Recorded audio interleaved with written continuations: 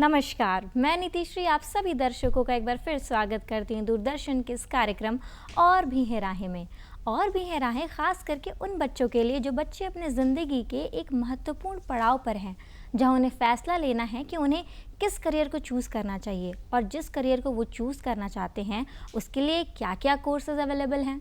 तो आपको चिंता करने की कोई ज़रूरत नहीं है, क्योंकि हम आपको हमेशा मिलवाते हैं एक नए एक्सपर्ट से जो आपको बताते हैं एक नए सब्जेक्ट के बारे में, एक नए कोर्स के बारे में। क्योंकि आजकल का ज़माना बदल रहा है और बदलते ज़माने के साथ साथ बहुत सारे करियर अपॉर्चुनिटी भी आपके दरवाजे पर खड़ी हैं। और वैसे अपॉर्चुनिटी के साथ आपको क्या करना है और किस तरीके से अपने पैशन को और उस अपॉर्चुनिटी को यूज़ करना है, इसके लिए आपको मार्गदर्शित करता है दूरदर्शन। तो आज की कड़ी में हम आपको मिलवाने जा रहे हैं हमारे आज के एक्सपर्ट से, जिनका नाम है राहुल पांडे। राहुल पांडे जी Web23 और टोकेमैन जैसी कंपनी के को फाउंडर है, जो कि यूएस बेस्ड कंपनी है। तो चलिए इनसे जानते हैं और इनसे जानेंगे आज के विषय के बारे में, जो विषय का नाम है कोडिंग। सबसे पहले राहुल जी, मैं आपका और आप जितने सारे बातें हमें बताने वाले हैं उसका मैं स्वागत करती हूं और धन्यवाद करती हूं आपका कि आप यहां पर आए हैं। सबसे पहले मैं आपसे जानना चाहूँगी कि कोडिंग क्या है? बिल्कुल। पहले तो मैं धन्यवाद हूँ आप लोगों का कि आपने मुझे यहाँ बुलाया और इस कार्यक्रम के माध्यम से मैं जो भी अपनी जानकारी है वो बाकी दर्शकों के बीच में साझा करूँगा। कोडिंग, अगर आप कोडिंग के बारे में बात करें तो कोडिंग इज़ एन आर्ट। ये एक ऐसा आर्ट है जो आप initially after 10-12 you can start learning it. इस आर्ट को सीखने के लिए कोडिंग को अगर हम दो हिस्सों में तोड़ते हैं, एक होता है लॉजिक, दूसरा होता है सिंटेक्स। सिंटेक्स इज़ लाइक कोई भी लैंग्वेज जब आप सीखते हो, बचपन से जैसे आप इंग्लिश सीख रहे हो तो आपको पता है कर्सिव कैसे लिखते हैं, एप्पल का स्पेलिंग क्या है एंड ऑल दो स्टफ। तो वही सिंटेक्स कवर करता है, लूप क्या होता है एंड ऑल दो स्टफ। उस सिंटेक्स को आप धीरे धीरे 3 से 6 महीने में किसी भी लैंग्वेज को सीख सकते हो, लेकिन उस सिंटेक्स के ऊपर आपको लॉजिक लिखना पड़ता है। लॉजिक होता है कि जैसे मान लो आपको कोई सेट ऑफ ऑपरेशन करना है, तो कोडिंग का यूज़ क्या होता है? कोडिंग यूज़ होता है कि जैसे मान लो आपको एक टास्क अचीव करना है कंप्यूटर लैंग्वेज में, कंप्यूटर्स में, तो उस टास्क को अचीव करने के लिए यू रिक्वायर कोडिंग। उस कोडिंग के जरिए आप उस टास्क को अचीव करते हो, तो उसमें you have to apply the syntax of the programming language जो आप सीखे हुए हो, जो आपको आता है, और दूसरा लॉजिक। तो logic is like something which can be built upon time. आपको जैसे लॉजिक, अब जैसे लॉजिक है, मान लो मैं बताता हूँ, जैसे 1 + 2 = 3 होता है। This is a plain forward calculation. इसका भी कोडिंग होता है कि 2 नंबर को जोड़ने का कैलकुलेशन। अब कोई भी 2 नंबर पास कीजिए, उसका final sum it would be the output. ये एक लॉजिक है। लेकिन इसी को लॉजिक स्ट्रॉन्ग कैसे किया जाता है? जब आप टाइम कॉम्प्लेक्सिटी और स्पेस कॉम्प्लेक्सिटी जैसे टर्म्स को इंट्रोड्यूस करते हो कोडिंग में। इट्स लाइक कि कंप्यूटर है लिमिटेड रिसोर्सेज, हार्ड डिस्क उसका फिक्स है, उसका रैम फिक्स है एंड ऑल दो स्टफ। उसी स्पेस में आपको मिनिमम स्पेस यूज करके you have to execute your program. वो स्पेस कॉम्प्लेक्सिटी को मैनेज करना हो गया। टाइम कॉम्प्लेक्सिटी, आप ऐसा नहीं चाहोगे कि आप 1 + 2 करके एंटर मारे और 15 मिनट बाद रिजल्ट आ रहा है। इट्स लाइक कि managing those time complexity results as well. वो स्पेस एंड टाइम कॉम्प्लेक्सिटी दो बहुत बड़ा फैक्टर हो जाता है जब आप किसी भी बड़े कंपनी में या कहीं एंटर करना जा रहे हो। तो ये चीज़ का नॉलेज और इस चीज़ पे कमांड इज़ वेरी इंपॉर्टेंट, जो लॉजिक डेवलप करने के साथ साथ आता है। ये तो कोडिंग का जो एंड रिजल्ट होता है, लाइक जैसे आपने जो जितने सारे टर्म्स यूज़ किए वो थोड़े से कॉम्प्लिकेटेड हो सकते हैं। कुछ ऐसे हमारे दर्शक होंगे जिन्हें शायद ये सारे टर्म्स नहीं पता होंगे। तो एक आसान भाषा में अगर आप कोडिंग करते हैं तो कोडिंग के बाद एंड रिजल्ट क्या होता है? हाँ, तो कोडिंग में इंसान डायरेक्टली जंप नहीं करता है। कोडिंग से पहले आता है एल्गोरिदम, एक स्टेप पहले। एल्गोरिदम होता है, तो आप जब भी आप कोडिंग के इसमें फील्ड में जंप करना जा रहे हैं तो आप पहले एल्गोरिदम डेवलप करना सीखिए। जैसे मैं बोलता हूँ कि 2 नंबर को जोड़ के उसको एक फाइल में सेव करना है, ये एक ऑपरेशन है जो ये मुझे कंप्लीट करना है थ्रू कोडिंग। इसका एल्गोरिदम होगा, मैं प्योर इंग्लिश में लिखूंगा कि ऐड 1 + 2 सेव इन फाइल 1। ये इसका एल्गोरिदम हो गया। अब इस एल्गोरिदम को अचीव करने के लिए now you have to apply the syntax of different languages that exist. वो सिंटेक्स लगा के आप ये अचीव करते हो। तो कोडिंग बेसिकली होता है कि आपके पास एक मल्टीपल ऑपरेशंस है, उसको आपको बाइंड करके, लॉजिकल बाइंडिंग करके एक फंक्शन में या एक कोड में लिखना पड़ता है, उसी को कोडिंग कहते हैं। जी, तो जैसे आपने बताया कि किस तरीके से सिंटेक्स वगैरह काम करते हैं, और आपने ये भी कहा कि 10-12 के बाद, तो क्या उसके पहले कुछ अपॉर्चुनिटीज़ हैं उस फील्ड में? यस, बिल्कुल। मैंने कोडिंग स्टार्ट कर दी थी from class 7। Coding was my passion. So मैं कोडिंग उसी समय से करते आ रहा हूँ, तो ऐसा कोई नहीं है कि आप कब से कर सकते हो। सो कोडिंग आज के डेट में 4 क्लास 5 क्लास के बच्चे भी करते हैं and they can also start it, but at the age of 10, मतलब जब आप क्लास 10th या 12th में जाते हो, then it's a high time. उस समय you have to start, because तभी आप कैरियर में अपॉर्चुनिटीज़ के लिए जंप करते हो। जैसे 10th के बाद आप computer science as a subject लेते हो, तो उस समय से आपको वो बेस बिल्ड करना पड़ता है, क्योंकि उस समय से आपके पास 4-5 साल रहता है और उसमें आपको 5-6 लैंग्वेज सीखना ही पड़ता है in order to get good placement and all the stuff. तो करियर अपॉर्चुनिटीज़ के बारे में आपने बताया जैसा कि, तो क्या क्या करियर अपॉर्चुनिटीज़ हो जाती हैं कोडिंग सीखने के बाद किसी बच्चे के लिए? कोडिंग सीखने के बाद career opportunities is like too much. So if I talk about specific careers, so एक होता है सॉफ्टवेयर इंजीनियर, जो सॉफ्टवेयर के एस्पेक्ट से काम करता है, उस पर काम करता है। दूसरे होते हैं डेवलपर्स, जो कोडिंग करते हैं, प्रोग्रामिंग करते हैं। डेवलपर्स के अंदर भी मल्टीपल कैटेगरीज है, लाइक आप डाटाबेस के डेवलपर हैं, you are managing the network and all those stuff, आप डाटा साइंटिस्ट हो। तो इस तरीके से अपॉर्चुनिटीज़ बहुत सारी हैं, लेकिन उन अपॉर्चुनिटीज़ को टच करने के लिए you have to develop that logic and syntax. So अगर if I have to suggest someone कि 10th-12th के बाद क्या करे, तो फर्स्ट आप किसी एक, तो अगर इसको बेसिकली 4 स्टेप्स में तोड़ा जाता है, जो हम लोग तोड़ते हैं कि पहले तो आपको क्या सीखना है। ठीक है, तो क्या सीखना है, तो मतलब उसमें अलग अलग तरीके का, जैसे मान लीजिए आपको गेम बनाना है, ये एक थॉट हो सकता है किसी का हो सकता है कि नहीं मुझे वेबसाइट बनाना है, किसी का हो सकता है कि मुझे एंड्रॉयड ऐप बनाना है, मुझे सॉफ्टवेयर बनाना है, या मैं फ़न के लिए कोई हॉबी वाला कुछ एप्लीकेशन बनाना चाहता हूँ। तो पहले तो आपको करना क्या है वो आप डिसाइड कर लो। जब आप ये डिसाइड कर लेते हो, तो फॉर इंस्टेंस अगर आप बोलते हो कि मुझे वेब डेवलपमेंट करना है या वेबसाइट बनाना है, तो उसके लिए फिर आप उसके स्टैक्स को देखो। स्टैक्स इज लाइक उसमें कौन कौन से लैंग्वेजेस और वो चलते हैं, टेक्नोलॉजीज कौन कौन से हैं। तो जैसे अगर आप वेब डेवलपमेंट में बात करें, तो आपके पास मर्न स्टैक है, जो आजकल बहुत फेमस है। मर्न is like MongoDB, express, react and node. तो ये 4 लैंग्वेजेस मिल के वेब डेवलपमेंट का काम पूरा एंड टू एंड होता है। सो उसमें से भी अगर आपको मान लीजिए पसंद है, जैसे फ्रंट एंड और बैक एंड होता है, तो मुझे फ्रंट एंड या यूआई का काम ज़्यादा पसंद है मान लीजिए, तो मैं यूआई के टेक्नोलॉजीज पे फोकस करूँगा, which is like react JS. तो इस तरीके से जब आप उस चीज़ को सेलेक्ट कर लेते हो कि यस मुझे रिएक्ट जेएस पे काम करना है या पढ़ना है, तब आप अगले उस लैंग्वेज के सिंटैक्स और उनके सारे नॉलेज को आप एक्वायर कर सकते हो। तो ये this should be the strategy. और जब आप एक्वायर कर लेते हो knowledge, so you should always develop MVP projects. MVP is it's like minimum viable project. So it's like आप बेसिक सा एक मॉडल बना सकते हो, एक छोटा सा प्रोजेक्ट बना सकते हो उस पर, and then you can scale up. तो ये स्ट्रैटेजी अगर कोई भी स्टूडेंट, कोई भी एस्पिरेंट ट्राई करेगा, तो he will certainly scale up. तो अगर आप स्टार्ट करते हो फॉर इंस्टेंस जावा से ही, तो जावा पे आप पढ़ लिख के जावा पे एक प्रोजेक्ट बना दो, और एक बार जब आप एक लैंग्वेज पे कमांड कर लेते हो, तो उसके बाद कोई भी लैंग्वेज सीखना is like 10-15 days of task. Okay, तो मतलब बेसिकली सबसे पहला बात आपने जो बताई, सबसे पहली बात थी कि बहुत सारे यहाँ पे करियर अपॉर्चुनिटीज़ हैं, और मतलब स्पेसिफिक हैं वो अलग अलग, कि आपको वेबसाइट डेवलपमेंट करना है, गेम डेवलपमेंट करना है, तो उसको आपको पहले से चूज़ करना होगा कि आपका जो इंटरेस्ट है वो किस में है। तो जैसे बाकी सारे कोर्सेज में होता है कि आपको स्टार्टिंग के 2-3 साल आप एक जनरल चीज़ पढ़ते हैं, उसके बाद आप उसमें स्पेसिफिकेशन करते हैं, तो इसमें भी क्या इसी तरीके से होता है? हाँ जी, इसमें भी है। इसमें भी algorithms and data structures are the basic thing जो सबको जानना चाहिए। उसके बिना यू कैनॉट डू कोडिंग। आप कोई भी लैंग्वेज, कोई भी प्लेटफॉर्म अगर आप डिज़ाइन कर रहे हो, तो you have to know the knowledge of algorithm and data structure. Algorithm is like it's like baby steps that you create in plain English, like you do this, then step 3, then step 4, and all those stuff. Once you are okay with algorithms, then comes the data structure. Data structure is something like आपके पास arrays होते हैं, आपके पास maps होते हैं, तो उनमें data कैसे store करना है, डाटा को कैसे प्रॉपरली मैनेज करना है कि मेरा स्पेस भी ना ज़्यादा यूज़ हो और जल्दी से जल्दी हम अपना ऑपरेशन करके निकल जाए। सो ये डाटा स्ट्रक्चर और algorithm is the first thing that one should get the knowledge of. But from where we should get knowledge? So this in the current scenario, आप जान रहे हैं कि इंटरनेट का वर्ल्ड है, and there is nothing which is hidden from the public.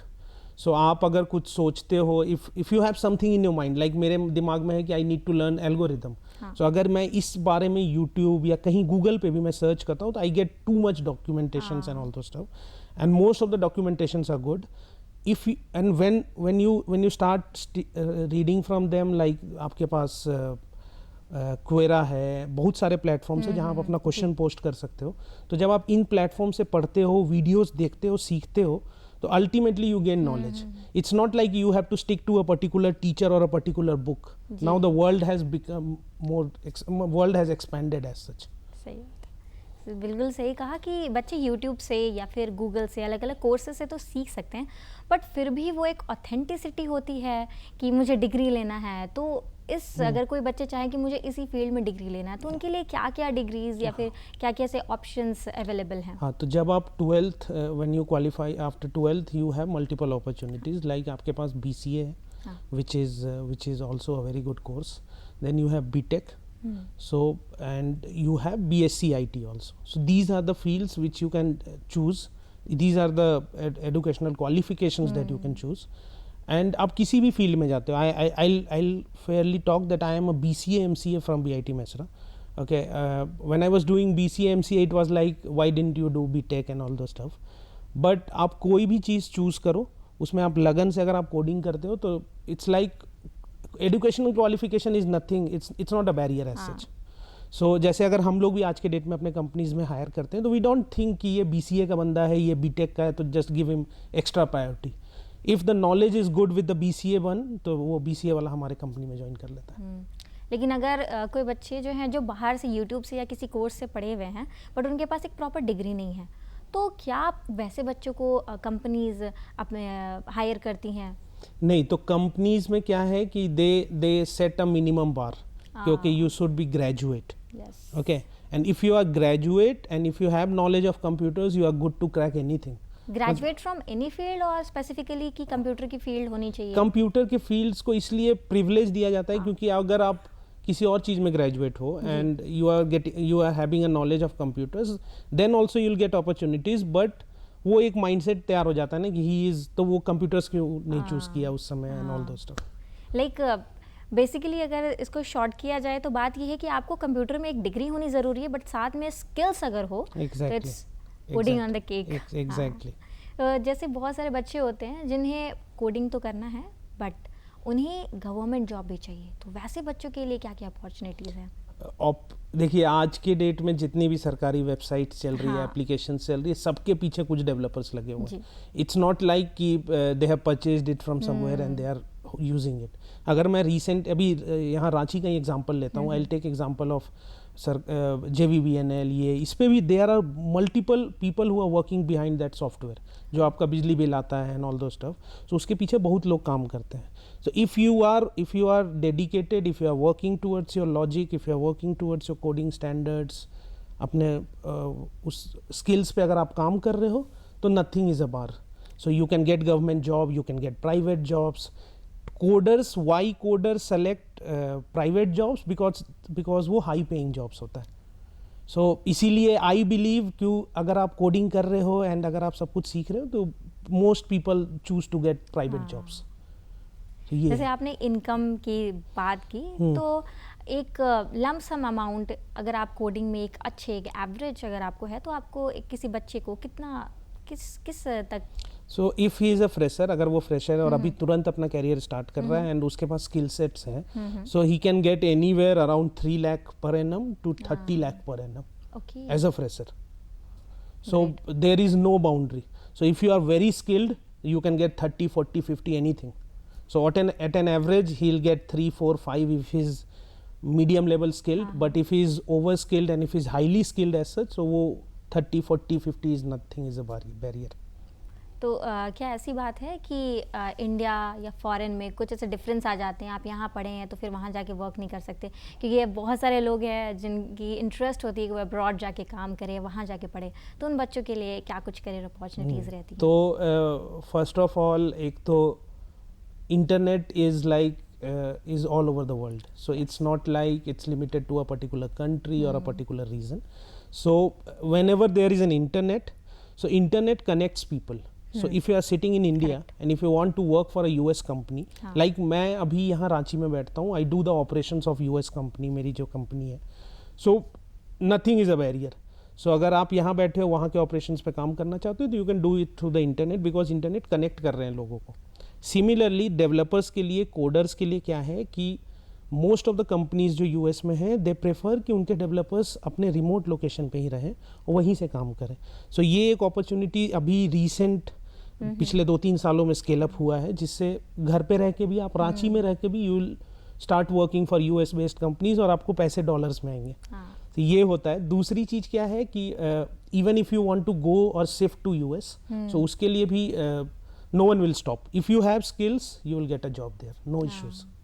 जैसे आपने skills की बात, स्टार्टिंग से स्किल्स के बारे में कहा है, तो मेरे जो दर्शक है वो अगर जानना चाहते हैं कि जो बच्चे हैं उनमें किस टाइप की स्किल्स होनी चाहिए पहले से, या फिर किस टाइप के पैशन, या फिर कुछ इस तरीके से जिसकी वजह से उन्हें पता चले कि अच्छा मुझे कोडिंग ही करना है अपने लाइफ में आगे।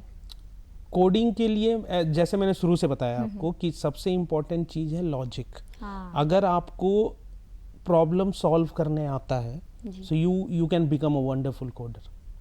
आपको, क्योंकि हमारे में होता क्या है ना कि आपको प्रॉब्लम्स मिलते हैं कि ऐसे हो गया, ये हो गया, इस लॉजिक पे इसको बाइंड करके प्रेजेंट करना है। फॉर इंस्टेंस आप जैसे शॉपिंग करते होंगे अगर आप, तो अमेजन में आप कार्ट में ऐड करते हैं फॉर इंस्टेंस, तो कार्ट में ऐड करने के बाद उसमें डिस्काउंट लगता है। किसी प्रोडक्ट में लगता है, किसी में नहीं लगता है। तो वो जो लॉजिक होता है वो सारे कोडिंग से हम लोग ड्राइव करते हैं कि क्या कौन से प्रोडक्ट में लगाना है डिस्काउंट, किस में नहीं लगाना है, एंड ऑल दो स्टफ। तो ये अगर किसी के पास प्रॉब्लम सॉल्विंग कैपेबिलिटीज है, so he can become a wonderful coder. Even though if he is missing problem solving capabilities, he can still become very good developer by just practicing. So practice makes a man perfect. आपको इस चीज में, coding में, it will always bring you into coding just because of motivation. आप किसी अच्छे developer को देखते हो या किसी और इंसान को देखते हो who is earning good, so that brings you that motivation. लेकिन आपका जो डिसिप्लिन है, आपका जो हार्ड वर्क है, वो आपको इस फील्ड में रखता है लास्ट तक। So discipline plus motivation is very important for staying in this particular field. तो अगर जैसे बच्चे हैं जिन्हें problem solving with respect to logics and arithmetics, mathematics या उस रिस्पेक्ट में है, तो फिर वो बच्चों के लिए ज़्यादा कॉम्प्लीमेंट्री साबित होगी। एग्जैक्टली। तो उन्हें अगर उन्हें 10th में डिसीजन लेना होगा कि वो 11th-12th में क्या लें, तो उन्हें साइंस, कॉमर्स, ऐसे कौन से सब्जेक्ट वो स्ट्रीम को सेलेक्ट करेंगे जिससे कि उन्हें आगे फ्यूचर में ग्रेजुएशन करने में कोडिंग या फिर कुछ बीटेक में थोड़ी सी आसानी होगी? सो साइंस के बच्चे ज़्यादातर प्रोग्रामिंग में आते हैं, कोडिंग करते हैं ऐसा, क्योंकि उनके पास अपॉर्चुनिटीज़ होती है कंप्यूटर साइंस की। और I don't say this, but जो थॉट प्रोसेस है आज के डेट में कि if you are doing science then you can do these engineering and all those stuff. लेकिन even though if someone is in 12th में, अगर वो कॉमर्स में है, so he should also be not disappointed because he can also choose his career wisely, और वो आगे जाके एक अच्छा कोडर बन सकता है। एंड कोडर में आजकल I just wanted to introduce a new term to you. It's called freelancer. So freelancer क्या होते हैं? You don't have to join a company. It's like कि मैं सुबह किसी और कंपनी के लिए काम कर रहा हूँ, शाम को मैं किसी और कंपनी के लिए काम कर रहा हूँ, तो वो एक पैशन होता है बहुत लोगों का। So मैं भी जब रांची आया था, I was working in Gurgaon that time, फिर मैं रांची आया, रांची आके I also did freelancing for few companies. So there is a different kick on it. So उस पर एक अलग किक होता है, तो वो so freelancing is also a very good career जिस पे लोग स्विच कर सकते हैं। एंड फ्रीलांसिंग का कोई एज नहीं होता। If you are 18 you can start freelancing. So आपके पास अगर स्किल्स है, अगर आपने 12th में ही वो स्किल्स डेवलप कर लिए, तो you don't have to wait for graduation to get a job and to earn money. तो आप फ्रीलांसिंग करके, छोटे छोटे प्रोजेक्ट्स करके you can earn 20, 30, 50,000 per month. But still अगर आपको जाना है किसी बड़े कंपनी में, तो आपको उसके लिए तो एक ग्रेजुएशन की डिग्री होनी बहुत ज़रूरी है। एग्जैक्टली। तो क्या ग्रेजुएशन की डिग्री इज इनफ या फिर मास्टर्स करना भी ज़रूरी है? Educational qualification is never enough. So अगर आप मास्टर्स करते हो, पीएचडी करते हो, तो that's an added skill set that you will, it's like a feather in your wings. So आप जितना ऐड करते जाओ, दैट्स वो आपको बेनिफिट्स तो टाइम टू टाइम मिलती जाएगी, but skill is the key. Skill is the key. Skill is always the key. So always focus on the skills. आपको किस नंबर से आप पास करते हो, 85 से करते हो या 95 से करते हो, that will not matter at all, because if you have good skills you will gate thrice the salary of a person who have got 95%। सही है, बिल्कुल सही बात आपने कहा। yes. हमारे जो दर्शक हैं उसमें बच्चे तो हैं ही, लेकिन साथ साथ में कुछ पेरेंट्स भी हैं। तो पेरेंट्स की एक कह ले कि वो सबसे पहले वो ये सोच रहे होंगे कि अच्छा इतनी अच्छी अपॉर्चुनिटीज़ है, तो अगर हमें बच्चों को पढ़ाना है तो कुछ हमें दिमाग में रखना होगा, लाइक फ़ीस वगैरह। तो कितने लगभग लग जाएंगे बच्चे को एक इसकी पढ़ाई कराने में? देखिए, ग्रेजुएशन और बीटेक इज समथिंग जिसके बारे में सबको नॉलेज है कि क्या फीस लगता है, 7 to 8 lakhs का जो भी फीस है, वो I will not talk about that thing. लेकिन अगर आप स्किल डेवलपमेंट पे बात करें, so skill development will not charge too much, because ऐसे बहुत सारे कोर्सेज, अगर मैं फ्री कोर्सेज के बारे में ना बात करूँ, if I talk about paid courses जो यूट्यूब पे है, और बहुत सारे प्लेटफॉर्म्स ऐसे हैं जिन पे पेड कोर्सेज हैं, सो उन कोर्सेज को भी अगर आप ज्वाइन करते हो तो they will just charge 5 to 10,000 for 2 to 3 months and they'll make you skilled in that particular language. So it's not something जिस पे आपको एक्स्ट्रा पैसा डालना है। इट्स नॉट IIT JEE जहाँ पर आपको too much you have to invest something as such. You just have to, ये आपको रखना है कि मेरा चाइल्ड मोटिवेटेड है, डिसिप्लिन्ड है इस पर्टिकुलर फील्ड में, then your child can achieve this on, मतलब फ्री में भी वो अचीव कर सकता है स्किल्स। सो पेरेंट्स के लिए I am just giving an, मतलब मेरा ये आश्वासन है कि you don't have to spend too much. लोग आपको बोलेंगे कि you have to do this course that course, but everything is available on YouTube for free, so you can do that from there. बिल्कुल, लाइक ये एक pocket friendly भी है अगर आप उसको सही तरीके से सही डायरेक्शन में यूज करें। बिल्कुल। अगर हम झारखंड की बात करें तो, या रांची की स्पेशली बात करें, तो यहाँ पे कौन कौन से ऐसे इंस्टीट्यूशंस हैं जो प्रोवाइड करते हैं इस टाइप की एजुकेशन को? रांची में देयर आर फ्यू इंस्टीट्यूशंस जो हरिओम टावर में हैं, जो इन एजुकेशनल इन स्किल्स पे काम करते हैं। एल्गोरिदम, डाटा स्ट्रक्चर, जावा, हर चीज़ का ट्यूशन चलता है आजकल। लेकिन उन सारे ट्यूशंस को मद्देनज़र रखते हुए भी आपके पास वो सारा course materials, everything is available on your YouTube, your Google and everything. So if you want to go and उस माहौल में आपको पढ़ना है, तो उस माहौल का, I'm not saying that is bad, but उस माहौल का एक अलग अंदाज है, उसका एक अलग मजा है. So if you want to go and study there, that is also okay. But if you are economically or financially weak, you can still do it from your channels. क्योंकि आजकल हर के मोबाइल पे YouTube और Google है. So it's like you can do it from there. So you don't have to worry too much. You just have to make sure कि आपका child जो है मोटिवेटेड है, और इस चीज़ को लेके he is very motivated and disciplined. So that's it.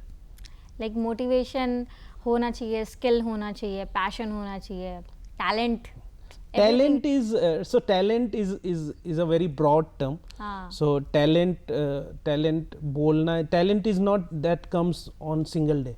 ऐसा नहीं है कि मेरे पास टैलेंट है आपके पास नहीं, everyone has that talent of, आपने कहा था ना कि प्रॉब्लम सॉल्विंग करने की कैपेबिलिटी होनी चाहिए, तो वो आप डेवलप कर सकते हो। वो होता है ना, जैसे मान लीजिए टैलेंट में अगर बात करूँ कि स्केचिंग का, सो स्केच का टैलेंट एक बच्चे के पास बहुत अच्छा है क्योंकि उसके कॉग्निटिव स्किल्स अच्छे हैं।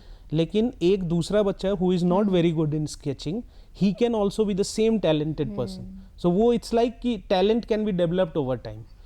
Some people are God gifted, so we'll not talk about those people.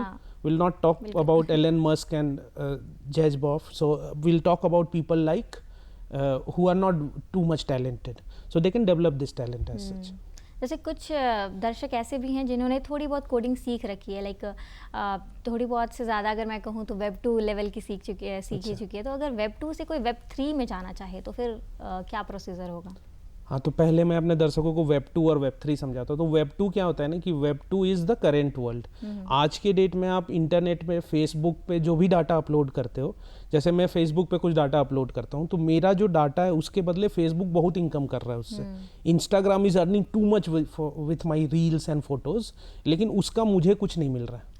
ठीक है, मैं अगर फोटो डालता हूँ उस पर 100 लोग लाइक करते हैं, तो उसके लिए मुझे फेसबुक कुछ नहीं देगा। तो ये होता है कि आपका डेटा कोई और कंट्रोल कर रहा है, विच इज़ वेब 2। आप अपना डेटा कहीं डंप कर रहे हो, उसका कंट्रोल किसी और के पास है, विच इज़ फेसबुक के पास। नाउ वेब 3 का दुनिया आता है, जब ब्लॉकचेन का दुनिया आता है, वेयर आपका सारा इंफॉर्मेशन जो है आप गवर्न करते हो। तो अगर मान लीजिए आप फेसबुक पे एक ब्लॉकचेन का अलग फेसबुक आ गया फॉर इंस्टेंस, उस पर अगर आप डाटा डाल रहे हो, तो उस डेटा का पूरा कंट्रोल आपके पास है, उसको किससे शेयर करना है, क्या है, सब कुछ। यहाँ पर तो अगर हम लोग वेब 2 के फेसबुक के बारे में बात करें, तो वो आपके डाटा को कहीं भी शेयर कर सकता है। आज के डेट में, क्योंकि वो सेंट्रलाइज्ड है। और ये जो वेब3 है, this is decentralised. So web3 is blockchain. So blockchain में there are multiple blockchains, like we have Hedera blockchain, we have Solana, we have Ethereum, ऐसे बहुत सारे ब्लॉकचेन्स हैं। And Web2.3 as a company is working on a blockchain called Hedra right now, because we have got grant from Hedra and all the stuff. So अगर आप Web3 के दुनिया में jump करना चाहते हैं from a Web2 world, so you need to have information about blockchain. Blockchain होता क्या है, वहाँ इंफॉर्मेशन कैसे स्टोर होते हैं, ऑल दो स्टफ। मैं अगर ब्लॉकचेन की बात करना शुरू करूँ तो it will take too much time. वो एक अपने में एक बहुत ब्रॉडर बहुत ब्रॉडर एस्पेक्ट है, and it's my love. So मैं पिछले 3 सालों से ब्लॉकचेन पे ही काम कर रहा हूँ। So Web2.3 as a company is trying to achieve bridge between Web2 and Web3। It's हाँ, तो लाइक आपने कहा कि Web2 से Web3 जाने के लिए भी बहुत सारे स्किल सेट की ज़रूरत है। सबसे पहले मैं आपका धन्यवाद करना चाहूँगी कि आपने अपना कीमती वक्त हमारे दर्शकों को और हमें दिया और इतनी अच्छी अच्छी इन्फॉर्मेशंस दी, तो उसके लिए मैं तहे दिल से शुक्रगुजार हूँ आपकी। तो दर्शकों, आज आपने देखा और आपने सीखा कोडिंग के बारे में, कोडिंग के छोटे बड़े एस्पेक्ट्स के बारे में, जिसके लिए आपको स्किल्स की ज़रूरत है और साथ साथ में आपको मोटिवेशन की ज़रूरत है, और ये पॉकेट फ्रेंडली भी है। ऐसे ही हम आपको हमेशा मिलवाते एक नए एक्सपर्ट से, जो आपको बताते एक नए टॉपिक के बारे में और आपको सही जानकारी देते हैं, क्योंकि हमारा मानना है कि अगर सही जानकारी सही समय पर दी जाए तो सही फैसले लेने में आसानी होती है। हम आपसे अगले अंक में मिलेंगे एक नए टॉपिक के साथ और एक नए विशेषज्ञ के साथ। तब तक के लिए नमस्कार।